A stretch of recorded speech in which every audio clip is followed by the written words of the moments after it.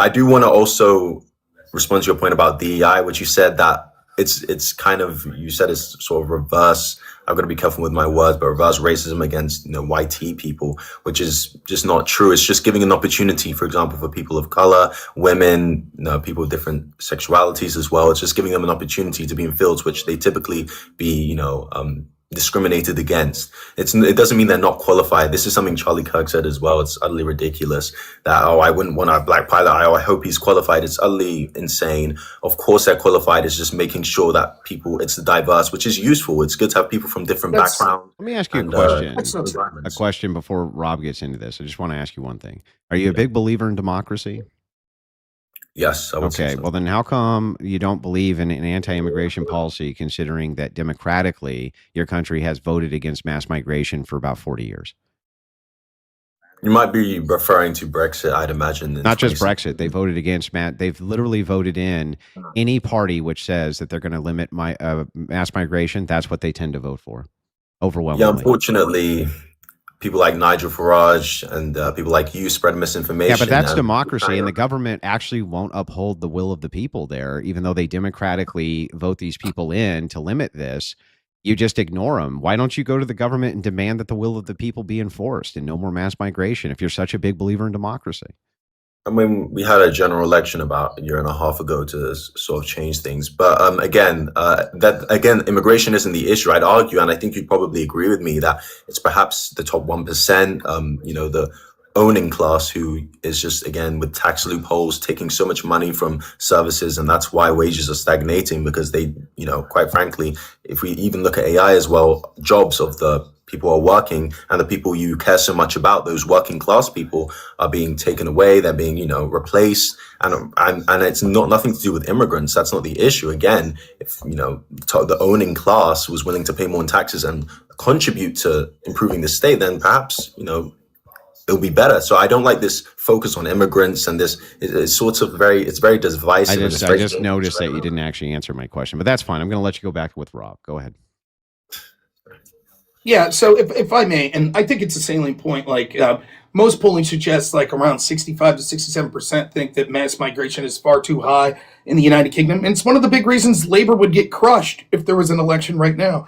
And even the Tories, people are moving away. They want reform because they're tired of this. On the DEI thing specifically, I'll be brief on this. It is not true that it's just about giving opportunities.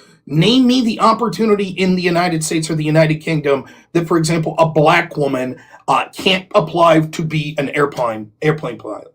In the past 30 years, what were the laws, the restrictions, whatever, that prohibited a black woman from doing that? Again, this is another fallacy I see. You guys try and focus on, it's not written in paper that it discriminates against this color of people, that they can't go in. But you need to remember that, social movements kind of take time to catch up with laws that are written down. So just because a law is written down that says, this person isn't discriminated against, for example, the Civil Rights Act, doesn't mean it happens immediately. So there's still bias in individuals. Just because the system might not be discriminatory doesn't mean the individuals who make up that system don't hold those views, which is exactly why we need to implement things like DEI to make sure that everyone gets a fair opportunity. That's fundamentally it. Okay, so what's that look like? Let's say that I own an airline, right? And it so happens that 90% of my pilots are YT men, right? And what would you then have the government do to change that? If there are two people who are perhaps equally qualified, for example, if one's of a certain color, another one's white, one's black, or one's a woman and another one's a man, I'd advocate for the minority group, which would in many cases be a woman or a black person or someone of a certain sexuality. I'd advocate to have them come in other than the person who is for example, the white man, because we need diversity. Diversity is good, and we need to give opportunities to these people. It doesn't mean they're not qualified. It just means that we're giving an opportunity to make it more diverse. I don't know why diversity is such an issue to you. Why does that? It's not an issue to me. It's an issue to you and people that share your worldview. They repeat this mantra that diversity is our strength, which is abject nonsense.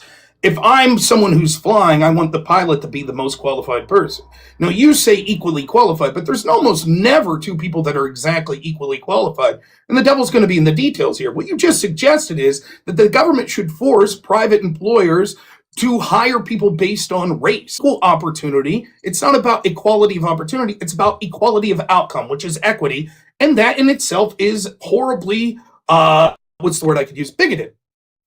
I think the issue here, especially with you guys' worldview, is that you're looking for equality now in a nation that has never been equal. It's always been unequal from the start. Especially black people were. I want to be careful. Say BLK. Say BLK. Sorry, BLK people were. Second underclass citizens, let's just say. Women as well were second class citizens. There's a lot of discrimination that has been the history of the US. So I don't know why. It's just funny how you forget all of that and act like, oh, this isn't fair, they're just mistreating us.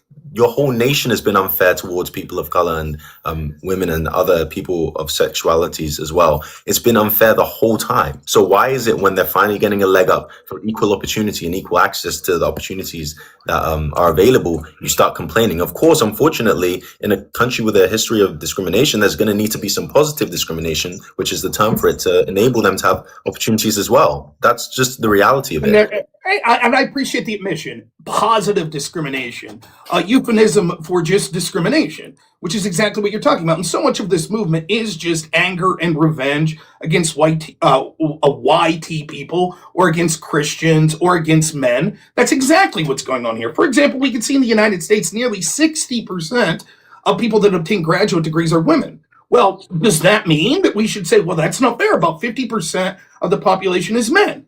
Or do we look at fields where there is a higher percentage of people of color or a higher percentage of women and say, now listen, wait a minute, we need equality of opportunity. We need more men in here. We need more people of varying color. Should we do that? And of course, you give the answer away. No, we like that. That's, quote, positive discrimination because of past sins. We do not judge people or discriminate now because of past sins. That just leads to a never-ending cycle. The best we could do now is say every nation in this world has had some sort of discrimination in the past, and we try to put that behind us and move forward without the government doing those things. Why are you blaming these institutions, or why are you upset that the fact that men just simply aren't doing better than women in, for example, in school, which is why women are, as you said, 60% of the university people in university, and that's increasing. Yeah, but who has the trade degrees? Who gets most of the trade degrees? Well, no, it's an interesting question. So what happens is when we see a data set that shows that certain groups that are considered oppressors are doing better, such as YT people, Christians, or men, we say, see, there's a problem with that. We need diversity. We need to get those numbers down. But when we see the opposite, when we see, for example, women doing better, we say, well, that's just because women are better. And we shouldn't see, yes, my point exactly is that.